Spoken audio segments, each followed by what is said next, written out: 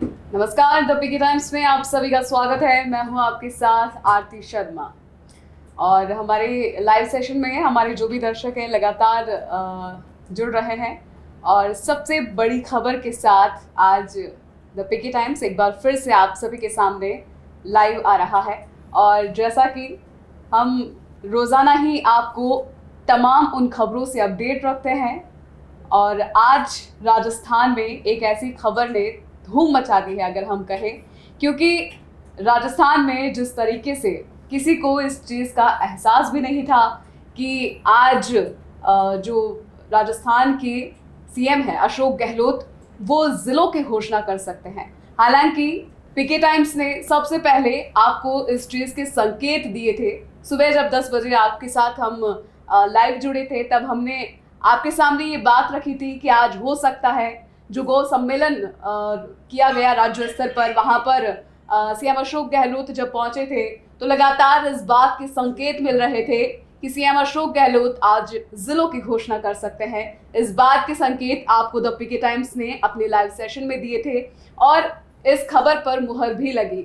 हमने आपको बता दें कि जिलों की घोषणा के साथ साथ संभाग को लेकर भी बात कही थी और लेकिन जिन जिलों की लेकर हम बात कही थी हमने उसमें सुजानगढ़ का भी नाम लिया था, मालपुरा का भी कहा था और ये वो दोनों ही जिले हैं जो जिन पर मुहर सीएम अशोक गहलोत द्वारा अगर हम कहें तो वो लगाई गई है। तीसरा जिला जो है वो कुचामन को बनाया गया है। अगर हम बजट जब पेश किया गया था उसके बाद 17 मार्च को जो सीएम अशोक गहलोत द्वारा जिलों की घोषणा की गई थी, 19 जिलों की घोषणा की गई थी, उसमें डीडवाना और कुचामन को साथ में रखकर एक अलग जिला बनाया गया था नागौर से। लेकिन अब डीडवाना से भी कुचामन को अलग कर दिया गया है और कुचामन एक जिला बन गया है। मालपुरा के जिले की अगर हम बात करें तो टोंक से अलग करके अब मालपुरा को जिला बनाया गया है और साथ ही चूरू से अलग करके सुजानगढ़ को जिला बनाया गया है। ये वो बड़ी खबर थी जो आज पूरे दिन छाई रही और सीएम अशोक गहलोत ने मालपुरा वासी, सुजानगढ़ वासी और इसी के साथ कुचामन वासियों को एक बड़ी सौगात दी है।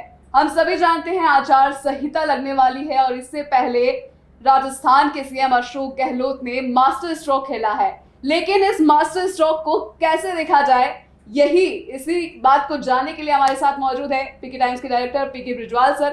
चलिए इनसे जानते हैं आखिर इस मास्टर स्ट्रोक को, इस बड़े अहम फैसले को कैसे देखते हैं आप?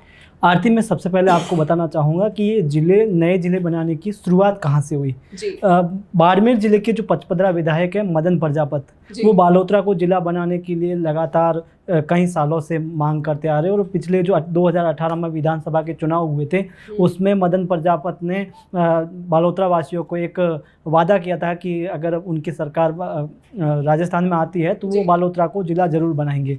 उसके बाद से जब 2018 में कांग्रेस की सरकार राजस्थान में बनी तो मदन प्रजापत ने सीएम अशोक गहलोत के सामने बालोतरा को जिला बनाने की एक मांग रखी।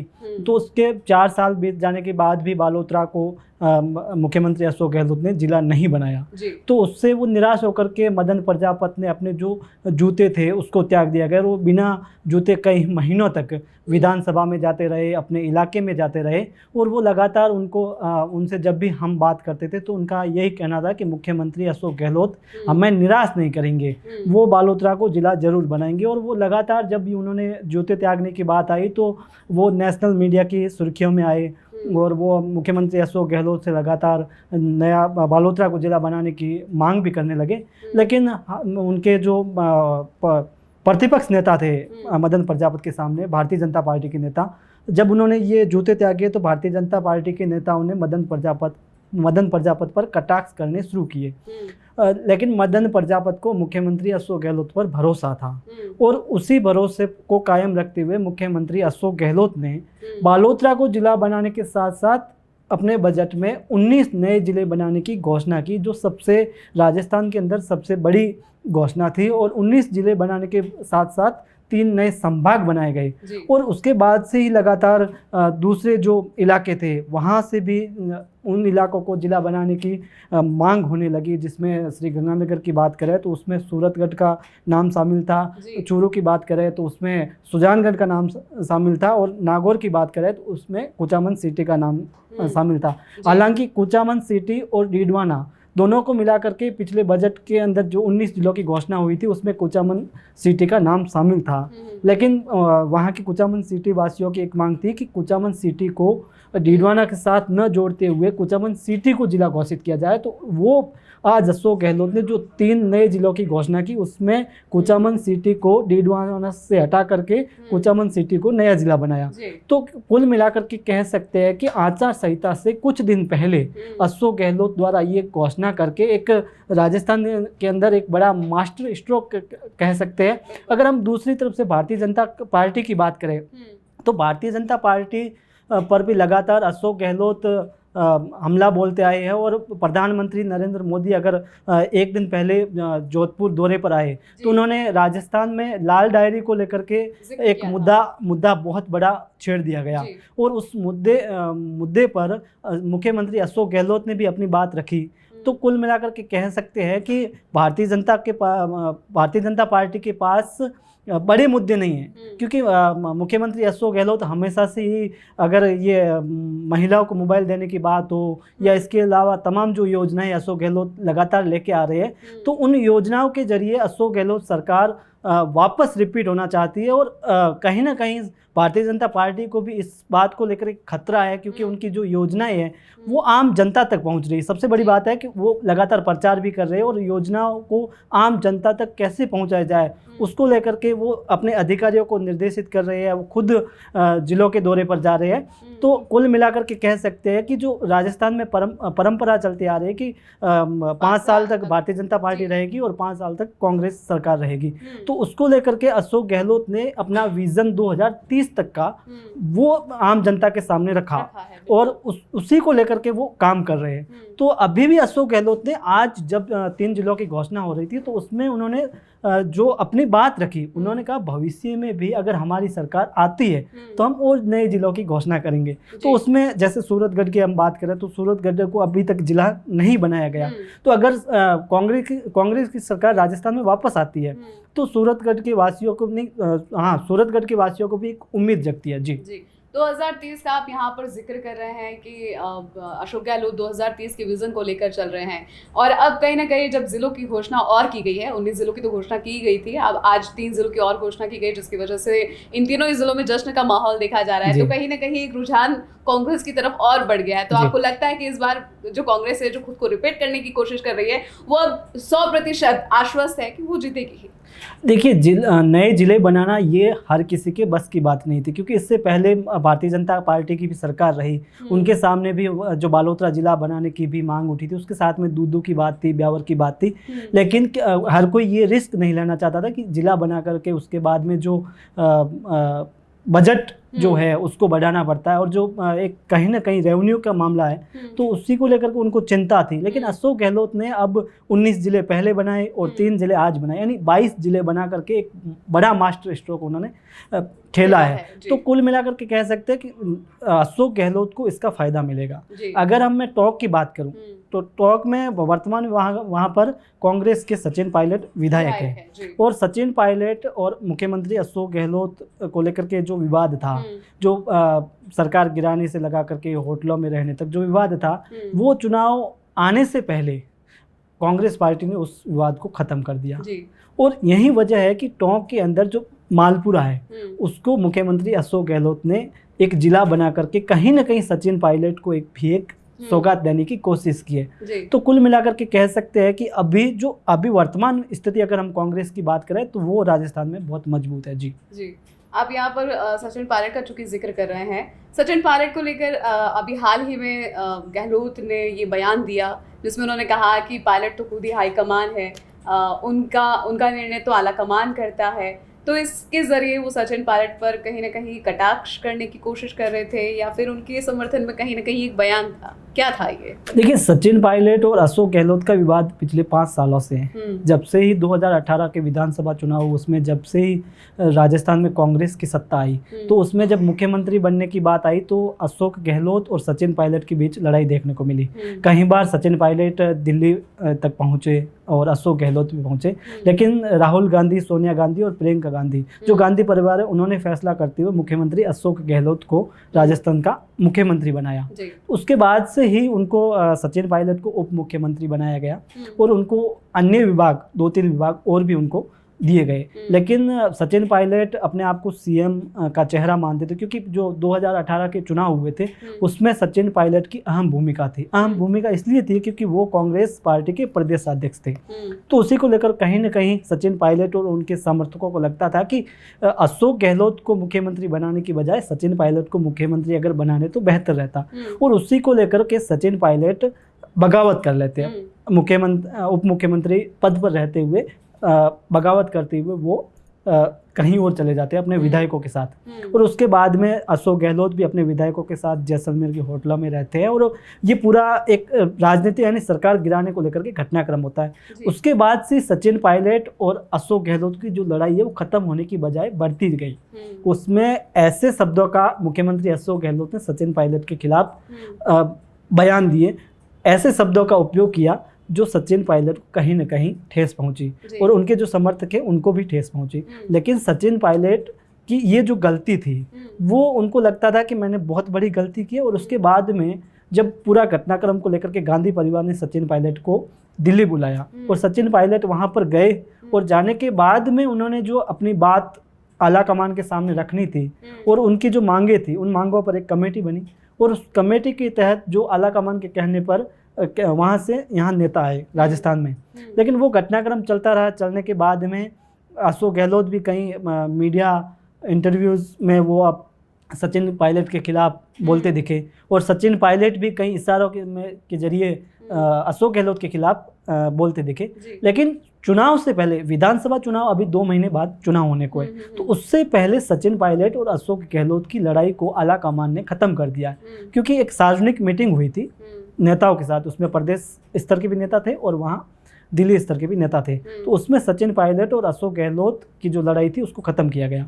और जब वो लड़ाई ख़त्म हो चुकी है तो अब सचिन पायलट को लेकर के अगर मुख्यमंत्री अशोक गहलोत से कोई सवाल करता है तो उनका भी कहना क्या सही है, क्योंकि वो आला कमान से एक कनेक्ट है। सचिन पायलट प्रदेश स्तर की राजनीति की बजाय वो दिल्ली की राजनीति में सक्रिय है। तो अशोक गहलोत, हालांकि उनका जो बयान देने का तरीका क्या था, कटाक्ष कर रहे थे या उनके पक्ष में दे रहे थे, वही बता सकते हैं। लेकिन अगर हम राजनीति की बात करें तो विधानसभा चुनाव से पहले मुख्यमंत्री अशोक गहलोत भी सचिन पायलट के खिलाफ कोई भी बयान नहीं देंगे, क्योंकि आला कमान की ओर से उनको स्पष्ट तौर पे कहा गया है कि नेता एक दूसरे पर टीका टिप्पणी नहीं करे। अगर हम बात करें तो राजेंद्र गुड़ा की बात करें तो उन्होंने विधानसभा चुनाव में सरकार के खिलाफ जो बयानबाजी की तो उसमें उनको अपना मंत्री पद गंवाना पड़ा। तो उसके बाद से मुझे नहीं लगता कि कोई नेता, चाहे मुख्यमंत्री हो चाहे मंत्री हो, वो कोई रिस्क लेना नहीं चाहते। जी, जिस तरीके से आप बात रख रहे हैं कि जब गुड़ा ने इस तरीके की बगावत करने की कोशिश की तो बाद में माहौल जो पार्टी में बना वो ये बना कि भाई सबको मिलकर जो है चुनाव लड़ना चाहिए, और कहीं ना कहीं इसी परिवार को लेकर चलते हुए जो अशोक गहलोत है, सचिन पायलट है, वे दोनों ही नजर आ रहे हैं। और अब इस तरीके की जो अंदरूनी कलह की जो खबरें लगातार 5 सालों तक चलती रही है वो अब ज्यादा देखने को यहाँ पर नहीं मिल रही है। लेकिन चूंकि चुनाव नजदीक है, ऐसे में 3 जिले जो घोषित, मैं फिर से उन जिलों के मुद्दे पर आती हूँ। यूँ तो अगर यहाँ राजस्थान में मुद्दों की बात करें, बीजेपी कांग्रेस आमने सामने दोनों एक दूसरे पर आरोप प्रत्यारोप का जो दौर है उनके बीच जारी रहता है। लेकिन आज जिस तरीके से 3 जिलों की घोषणा हुई है, कल हमने जैसा कि देखा कि जोधपुर में प्रधानमंत्री नरेंद्र मोदी आते हैं और अशोक गहलोत पर कई तरह के जुबानी जो है हमले करते हैं, लेकिन वहां पर वो लाल डायरी का जिक्र करते हैं जैसा कि आपने अभी बताया, और वो पेपर लीक का मुद्दा उठाते हैं। लेकिन आज जब अशोक गहलोत ने इन 3 जिलों को लेकर जो घोषणा की, मुझे लगता है कहीं ना कहीं वो सब कुछ कवर हो गया। क्या आपको ऐसा लगता है? देखिए, राजस्थान में जो विधानसभा चुनाव है वो अशोक गहलोत बनाम नरेंद्र मोदी के बीच में चल रहा है। तो वो इसमें, क्योंकि मुख्यमंत्री के चेहरे पर भारतीय जनता पार्टी ने अभी तक किसी भी नेता को उम्मीदवार के तौर पर घोषित नहीं किया है। भारतीय जनता पार्टी के जो तमाम बड़े नेता हैं, जब भी उनसे मीडिया ये सवाल करती है तो वो कहते हैं कि प्रधानमंत्री नरेंद्र मोदी के चेहरे पर चुनाव लड़े जाएंगे।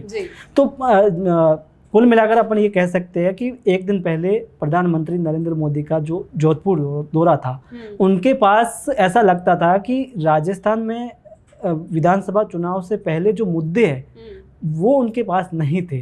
उन्होंने लाल डायरी का जिक्र किया है, लेकिन उसका भी अशोक गहलोत ने जवाब दिया है। तो अभी मैं देख रहा था कि एक सोशल मीडिया पर एक पोस्टर वायरल हो रहा था, जिसमें ये लिखा गया था, एक हालांकि वो एक मजाकिया तौर पर लिखा गया था कि हम एक ऐसे राज्य में रहते हैं जहां पर एक सीएम को हराने के लिए पीएम को आना पड़ रहा है।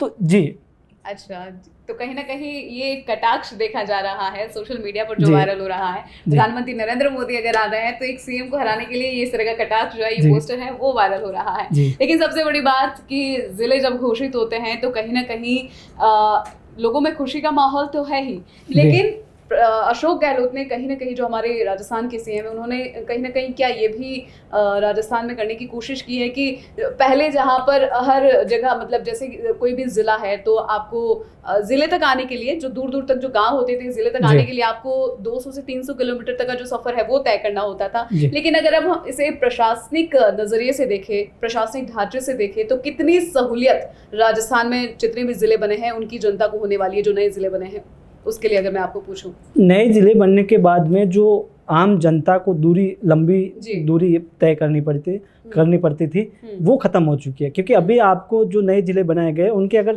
दोनों जिलों की अगर दूरी की बात करें तो 70 से 80 किलोमीटर की दूरी है। अगर मैं बालोतरा जिले की बात करूं तो बाड़मेर और बालोतरा के बीच में 100 किलोमीटर का फासला है। तो उस फासले के अंदर, जैसे बाड़मेर से बायतू विधानसभा जो क्षेत्र है वो बालोतरा के अंदर चला गया। तो कुल मिलाकर के नए जिले बनाने के बाद में आम जनता को इसका फायदा हुआ है।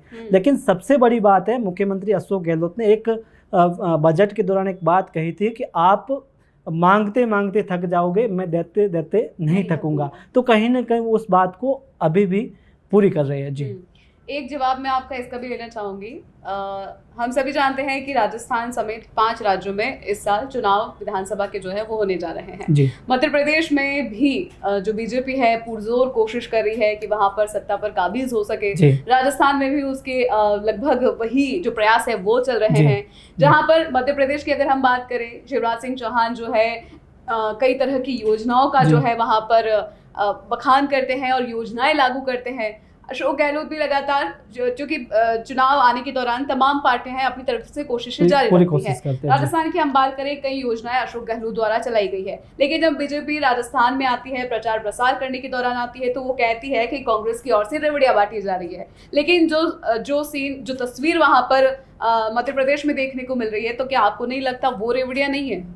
देखो, दोनों पार्टियां एक दूसरे पर आरोप प्रत्यारोप का दौर चलता रहता है। लेकिन भारतीय जनता पार्टी के लिए एक शर्मनाक जो खबर आज की थी, तो जो भारतीय जनता पार्टी की तरफ से प्रदेश में एक पोस्टर लगाए गए जिसमें किसानों की जमीन को नीलाम करने का मुद्दा बनाते हुए जो किसानों के फोटो लगाए गए, उन किसानों तक मीडिया कर्मी पहुंचे और किसानों से बात करी। तो उन किसानों का कहना था कि हमारे ऊपर कोई कर्ज नहीं है, हमारी कोई ज़मीन नीलाम नहीं हुई। तो भारतीय जनता पार्टी का जो पोस्टर था वो कांग्रेस ने उस पोस्टर को अपनी ओर लेते हुए भारतीय जनता पार्टी पर सवाल खड़े किए, क्योंकि जिसमें पोस्टर में जो किसानों का फोटो लगाया गया था, उन किसानों की कोई ज़मीन नीलाम नहीं हुई, उन पर कोई कर्जा नहीं है। फिर भी भारतीय जनता पार्टी ने अगर उन किसानों के फोटो अपने पोस्टर में लगाए तो कहीं ना कहीं कांग्रेस पार्टी को इसका फ़ायदा होगा और कांग्रेस पार्टी इस पोस्टर के जरिए भारतीय जनता पार्टी पर हमला बोल रही है। जी, तो लगातार हम हमारे दर्शकों को बता रहे हैं कि आज सीएम अशोक गहलोत ने 3 जिलों की घोषणा की है। इसी के साथ राजस्थान जो प्रदेश है वो 53 जिलों का बन गया है।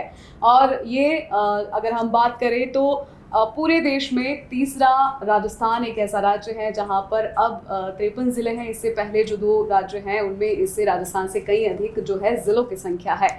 और आज सीएम अशोक गहलोत द्वारा ट्वीट भी किया गया जिसमें उन्होंने साफ तौर पर कहा कि आज उनके द्वारा जो गो सम्मेलन था उसके अंदर साधु संतों के सामने ये जो है घोषणा की गई 3 जिलों की। और उसके बाद सीएम अशोक गहलोत जिंदाबाद के नारे भी वहां पर लगे। हालांकि अशोक गहलोत ने यह भी कहा कि अगर जरूरत पड़ी तो हो सकता है कि आगे और नए जिलों के बनाने की घोषणा हो सकती है, लेकिन फिलहाल उनकी घोषणा की गई है फिलहाल, और फिर उसके बाद उसका सीमांकन होगा, उसके बाद नोटिफिकेशन जारी किया जाएगा और जो भी रिपोर्ट होगी वो जो है एक रामलू भैया जो कमेटी है उन तक पहुंचेगी। और अगर हो सकता है कि और जिले बनाने की होती है जरूरत, तो सीएम अशोक गहलोत द्वारा ये कहा जा रहा है कि आगे भी जो है जिले बनाए जा सकते हैं। लेकिन अगर हम जो 3 जिले बनाए गए हैं उनकी बात करें तो लगातार इन पर मांग की जा रही थी कि इन्हें जिले बनाया जाए। मालपुरा की अगर हम बात करें तो बिसु का उपाध्यक्ष जो है चंद्रभान अपने मालपुरा निवासियों के साथ ही सीएम अशोक गहलोत के पास पहुंचे थे और 199 दिन तक, मतलब 6 महीने तक उनका जो धरना प्रदर्शन है वो मालपुरा को जिला बनाने को लेकर जारी था। और अगर हम कुचामन और इसके साथ ही सुजानगढ़ को लेकर बात करें तो वहां पर भी लगातार जो है इसे मांग कर रहे थे कि इसे जिला बनाया जाए। लेकिन आज जब जिला बनाया गया तो जश्न का माहौल देखा गया और जिस तरीके से चुनाव के एन पहले और आचार संहिता से लगने से पहले की गई है ये घोषणा, वो अपने आप में राजस्थान में कहीं ना कहीं चुनावों का रुझान कांग्रेस पार्टी जो है अपनी तरफ करने की कोशिश कर रही है। तो हमारे साथ हमारे तमाम जो दर्शक फेसबुक लाइव पर जुड़े, हमारे यूट्यूब लाइव पर जुड़े, बहुत बहुत शुक्रिया आप सभी का हमारे साथ जुड़ने के लिए। कल फिर आपसे मुलाकात होगी लाइव में, तब तक के लिए शुक्रिया।